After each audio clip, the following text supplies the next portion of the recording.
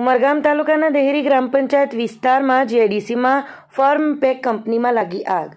વલસાડ જિલ્લાના ઉમરગામ તાલુકાના દેહરી ગ્રામ પંચાયત વિસ્તારમાં કાર્યરત ઔદ્યોગિક એકમો આવેલા છે, જેમાં આજે સવારે ફાર્મ પેક કંપનીમાં અચાનક આગે વિકરાળ સ્વરૂપ લેતા દોડધામ મચી જવા પામી હતી। આ ઘટના અંગેની જાણ ઉમરગામ નગરપાલિકા વિસ્તારમાં ફાયર ફાઇટરોને થતાં તેઓ ગણતરીના સમયમાં ઘટના સ્થળે પહોંચી ગયા હતા તેમજ આગ ઉપર કાબુ મેળવવાની કવાયત હાથ ધરી હતી।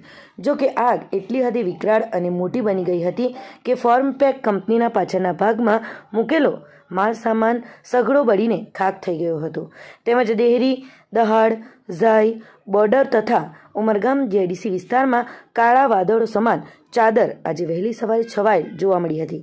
આગ લાગવાનું કારણ હજુ અકબંધ છે।